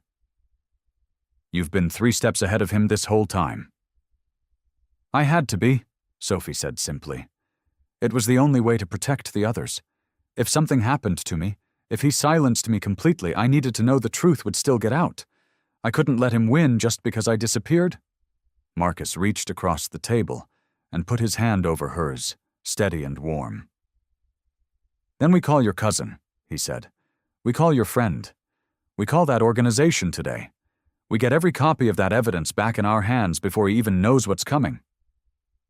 Sophie nodded, and for the first time in 2 years she felt something that was not fear. It was hope. The phone calls took 3 days to make happen. Sophie's cousin in Ohio mailed the flash drive overnight. Her friend from culinary school did the same with her sealed envelope. The women's crisis organization 2 counties over was slower, careful, making sure they followed every rule before releasing copies of what Sophie had sent them. But by the end of the week, everything was back. Every recording, every message, every name. Marcus sat with Sophie at the diner's back table while she spread it all out again, her hands steady this time instead of shaking. The morning light came through the windows the same way it always did, but something about the room felt different now. Stronger, somehow. "We have it all," Sophie said, looking at the stack of papers like she still couldn't quite believe it. "Everything he thought he destroyed." "Now what?" Marcus asked. Sophie looked up at him. "Now I need to call the others." She meant Rachel first. Rachel picked up on the second ring, and when Sophie told her the evidence was safe, there was a long silence on the other end of the line. Sophie thought maybe the call had dropped. "Rachel." "I'm here," Rachel said, her voice thick. I didn't think this would actually happen. I thought it would just fade away like everything always does with him." "It's not fading away," Sophie said. "But I need you, Rachel. I can't do this part alone. Will you come to the diner? Just to talk. No pressure." Rachel came that same afternoon. She was not alone. Word had traveled quietly among the women Daniel had hurt over the years. The way important things travel when people are scared to say them out loud, but desperate for someone else to say them first. By 4 o'clock, 5 women sat around 2 pushed-together tables in the back of the diner, coffee cups untouched in front of most of them. Sophie recognized every face. She had spent 2 years collecting their stories in secret, writing down dates and details in a small notebook she kept hidden in her apartment. Now here they all were, sitting together in the same room for the first time. Nobody spoke at first. The silence stretched long and uncomfortable, filled with old fear. Then a woman named Carla, who used to clean offices downtown, finally broke it. "I heard everything got deleted. The messages, the recordings, all of it." "It got copied first," Sophie said. "I have it all back, every piece." Carla's eyes widened. "All of it? Even the message he sent me? The one where he said if I told anyone nobody would care because I already had a reputation for lying?" "Even that one," Sophie said gently. Rachel reached over and took Carla's hand. "I keep thinking about what happens after," said a younger woman named Priya, who had barely spoken since arriving. "What if we tell the truth and everyone still believes him? What if it's just like last time?" Sophie understood the fear. She had lived inside it for 2 years. "It might not go perfectly," she admitted. "Some people might still doubt us. But if only one of us speaks, it's easy to call her unstable or jealous or confused. That's what he's counted on this whole time. Us being alone." She looked around the table, meeting each woman's eyes one at a time. "But if all of us speak together," Sophie said, "if 5 voices tell the same story instead of one, it becomes a lot harder to explain away." Marcus stood quietly near the counter, not saying anything, letting the women have this moment without a man's voice taking up space in it. But his presence, steady and calm, seemed to remind everyone in the room that someone believed them enough to stand nearby and wait. Carla was the first to speak again. "I'm tired of being afraid of him." "Me too," Rachel said. One by one, around the table, the other women nodded. Priya's hands were still shaking, but she nodded too. "We do this together," Sophie said. "Nobody stands alone. Not this time." Carla reached out and placed her hand in the middle of the table. Rachel placed hers on top. Then Priya. Then the others. Until 5 hands were stacked together in the quiet diner, sunlight falling across them through the window. Sophie placed her hand on top of all of them. "Together," she said. The county building sat on the corner of 5th and Main, a squat brick structure that had seen better decades. Sophie had driven past it 100 times without ever once thinking she would walk through its doors carrying a manila folder full of her own worst memories. She was not walking through them alone. Rachel walked on her left. Carla and Priya walked just behind. The other 2 women, Denise and Faith, had come too, their faces pale but set. And behind all of them, filling the sidewalk and spilling into the small parking lot, were the Hells Angels. Marcus had called it in 2 days earlier. Not a threat, not a show of force, just a promise. "We'll be there," he had told Sophie. "Not to speak for you, just so you know you're not walking in there by yourself." There were 14 of them that morning, leather vests and worn boots, standing quiet and still outside the building like a wall somebody had built out of loyalty instead of brick. People walking by stared. A few crossed the street to avoid them. Marcus did not care.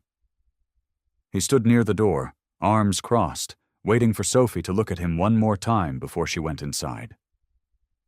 She did. He nodded once. It was enough.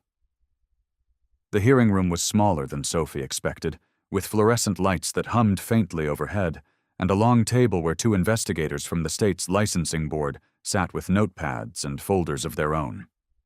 A woman named Investigator Reyes led the meeting, her expression calm and unreadable.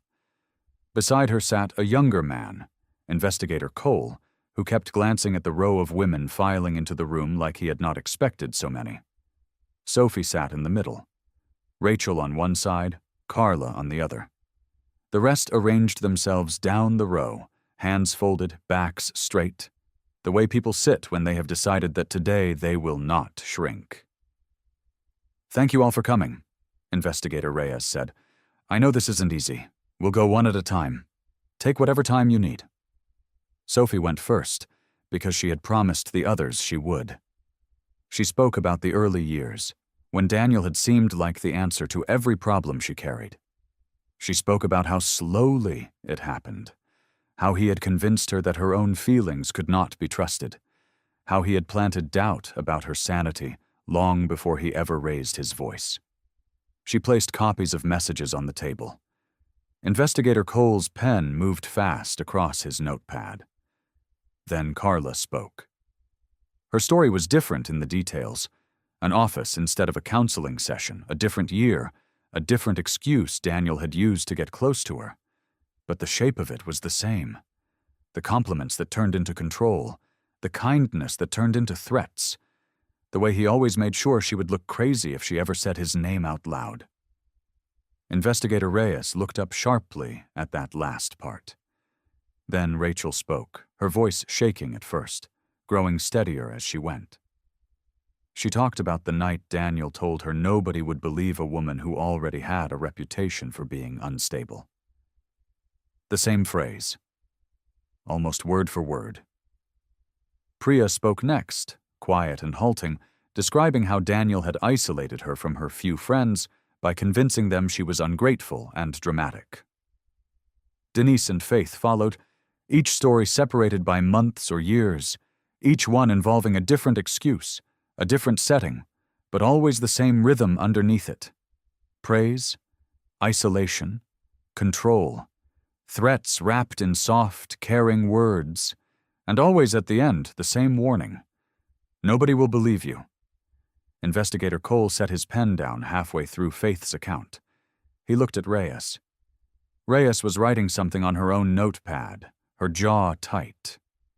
"Miss Bennett," she said, turning to Sophie once all 6 women had spoken. "I want to make sure I understand what we're looking at here." Sophie waited. 6 different women, Reyes said slowly. 6 different years, 6 different situations, and in every single one, the same specific phrase was used, the same method of isolating you from anyone who might have helped. She looked down the row of women, her expression no longer unreadable. "This isn't 6 unrelated incidents," she said quietly. "This is a pattern." The word spread faster than anyone expected. By that afternoon, someone from the licensing board had leaked a summary to a local reporter. By evening, the story was on the county news website. By the next morning, it was everywhere. Daniel Whitmore, local counselor accused by 6 women of abuse and manipulation. Sophie read the headline, standing at her kitchen counter, coffee going cold in her hands. Her phone buzzed over and over. Some messages were cruel, people who still did not believe her, who called her a liar one more time for old times' sake. But most were not cruel at all. Most were from people who were sorry. The diner was packed the next morning, busier than Sophie had ever seen it on a Tuesday. She almost did not want to go in. She was tired down to her bones, the kind of tired that comes after finally putting down something heavy you carried for years. But Marcus was waiting for her in the parking lot, leaning against his bike, arms crossed the way he always stood when he wanted her to know he was not going anywhere. "You don't have to go in today," he said. "Yes, I do," Sophie said. "I'm not hiding anymore. Not from anybody." Inside, the diner went quiet when she walked through the door. For one terrible second, Sophie thought it was the old kind of quiet, the kind where people stared and whispered and decided things about her before she even took off her coat. Then Evelyn Carter stood up from her usual booth by the window. She was an older woman, soft around the edges, the kind of regular who had been coming to the diner longer than Sophie had worked there. She had also been one of the loudest voices repeating Daniel's rumors, back when everyone believed Sophie was the unstable one. Evelyn walked straight across the diner and stood in front of Sophie, her hands twisting together. "I read the article," Evelyn said. Her voice cracked. "I read all 6 of them. Sophie, I am so sorry. I believed him. I never even asked you what happened. I just believed him because he smiled so nice and brought cookies to the church bake sale." Sophie did not know what to say. Part of her wanted to be angry. Part of her had earned the right to be angry. But looking at Evelyn's face, she only felt tired and a little bit sad, the way you feel when you realize how easy it is for good people to believe the wrong thing. "Thank you for saying that," Sophie said quietly. Evelyn was not the only one.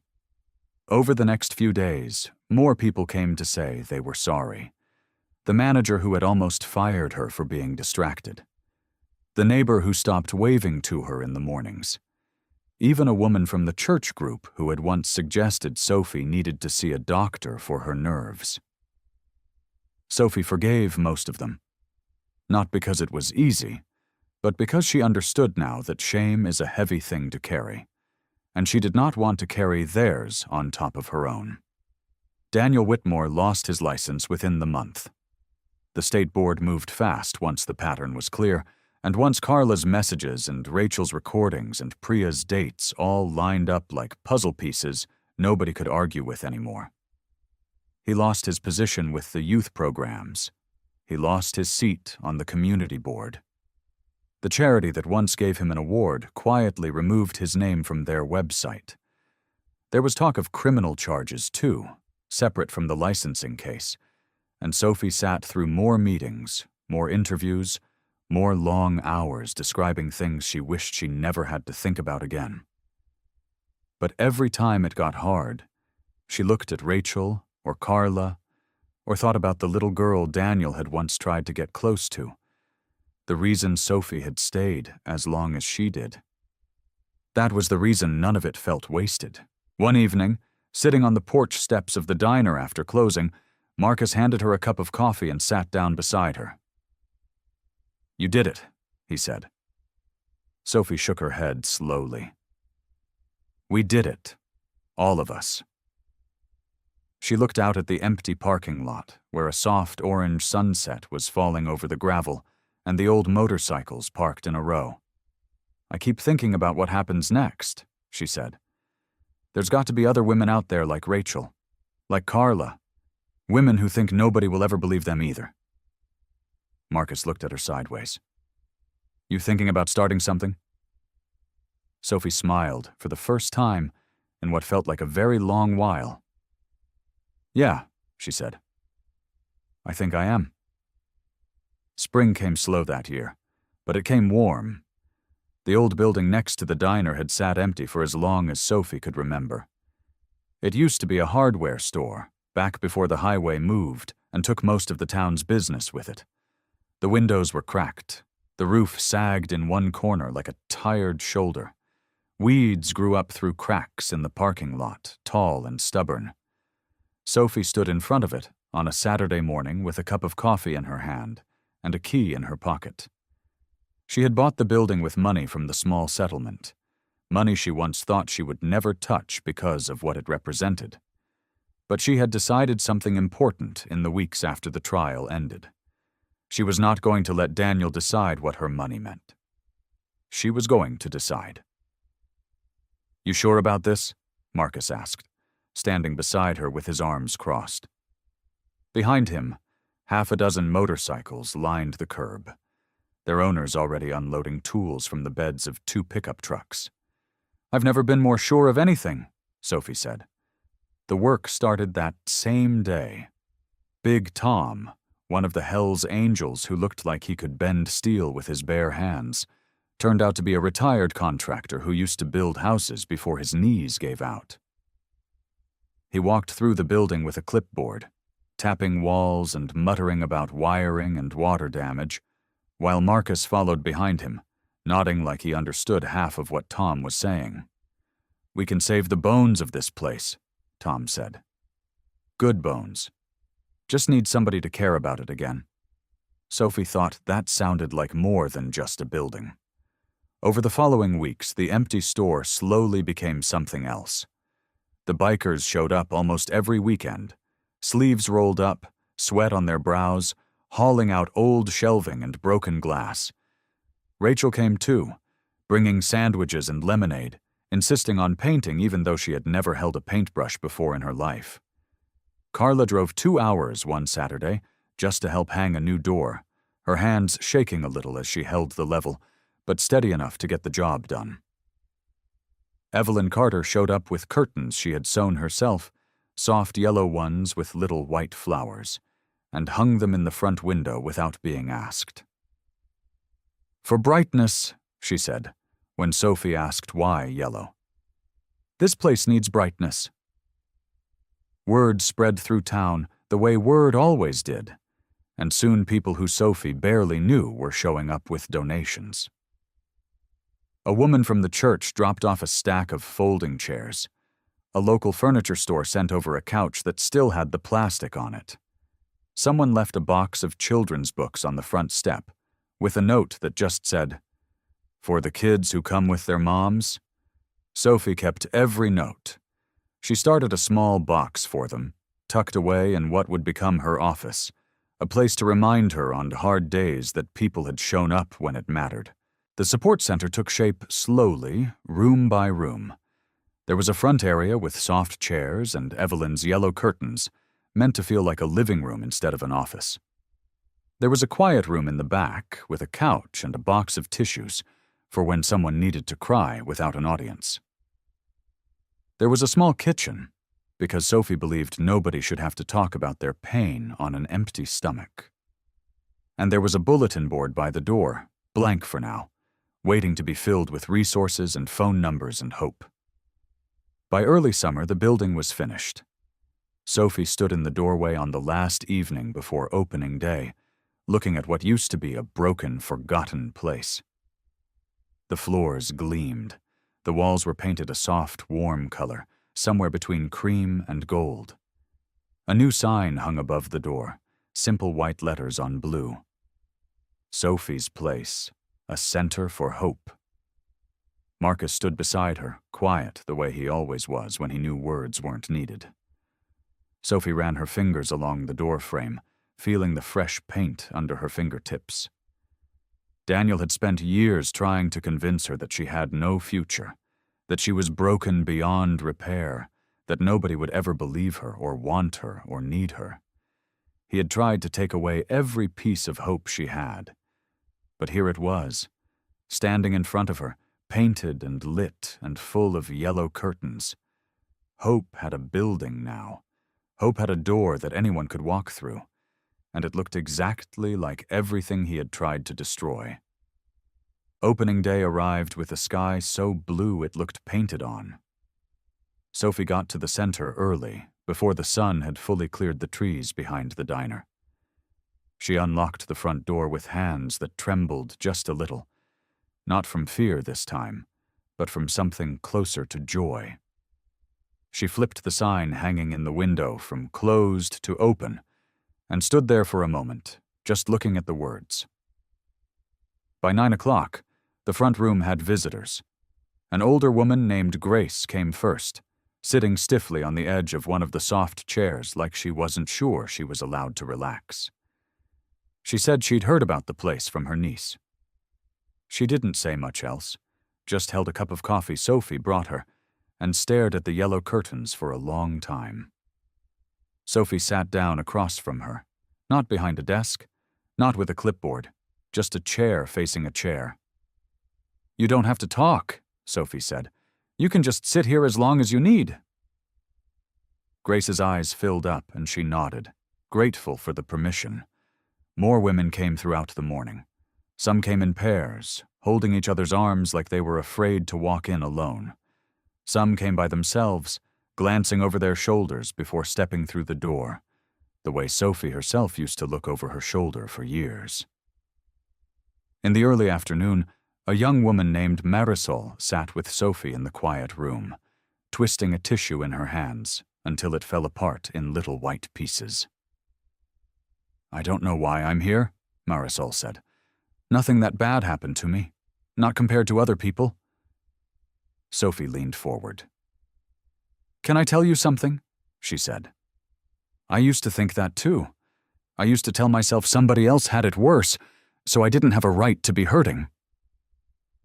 Marisol looked up.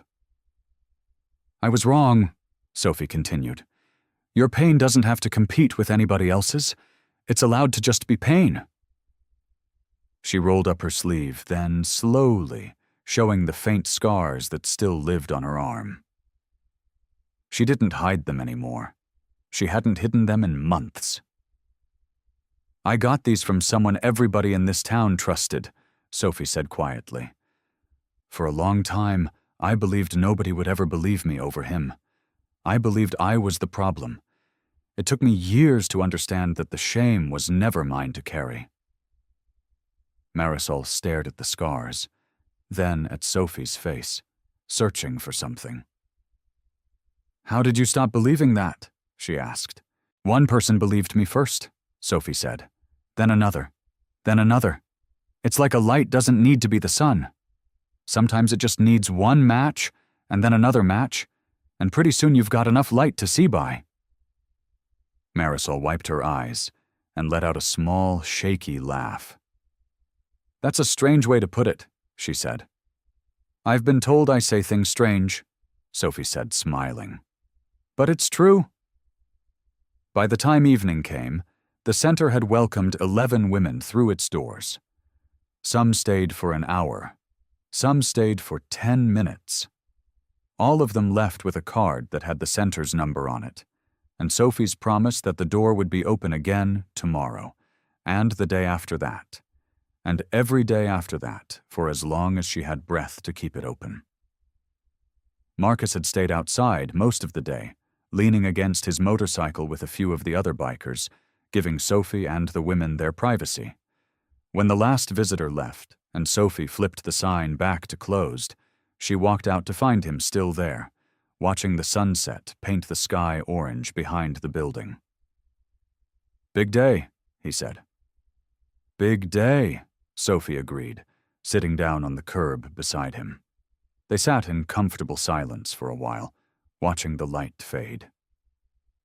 "You know," Marcus said finally, "when I first met you, I thought I was going to be the one saving you." Sophie smiled faintly. "I remember. But watching you in there today," he continued, "watching those women look at you like you were proof that things could get better, that wasn't me. That wasn't the evidence or the trial, or any of us bikers standing around trying to look tough." He turned to look at her. "Your greatest achievement isn't that you survived, Daniel," Marcus said. "It's that you taught a room full of strangers how to find their own courage. You gave them your voice until they found theirs." Sophie felt her eyes sting, but she didn't look away. "That's the whole point," she said softly. "Nobody should have to find it alone." Months later, the diner smelled like cinnamon and fresh coffee, the way it always did on Tuesday mornings when Evelyn brought in her famous rolls to share with the regulars. Sophie moved between the tables with a coffee pot in one hand and a notepad tucked into her apron pocket. And if you looked at her now, you would never guess she was the same woman who used to flinch at raised voices. Her sleeves were rolled up past her elbows, the scars on her arm visible in the morning light, streaming through the windows. She didn't cover them anymore. She didn't need to. "Morning, Sophie," called out Mr. Patterson from his usual booth by the window. He was a retired truck driver who came in every day for eggs and toast, and he never once looked at her scars with anything but respect. "Morning yourself," Sophie said, filling his cup without being asked. "You want the usual, or are we feeling adventurous today?" "Adventurous is for young folks," Mr. Patterson said, chuckling. "Usual's fine by me." Sophie laughed, a real laugh that came from somewhere deep and easy, and she moved on to the next table. The diner had changed in small ways since that first day Marcus walked through the door. There was a small bulletin board by the entrance now, covered in flyers for the support center next door. Business cards sat in a little wooden holder by the register, the center's phone number printed in simple black letters. Sometimes customers picked one up without saying a word, slipping it into a pocket or a purse, and Sophie never asked questions. She just let them take what they needed. Rachel worked the counter most mornings now, having found not just a job but a kind of family in the diner and the center next door.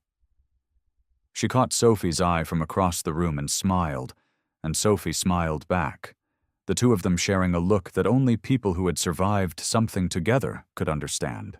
Around mid-morning, the bell above the door jingled, and a young woman walked in. She looked to be about 19 or 20, with dark hair pulled back into a messy ponytail, and eyes that darted around the room like she wasn't quite sure she belonged there.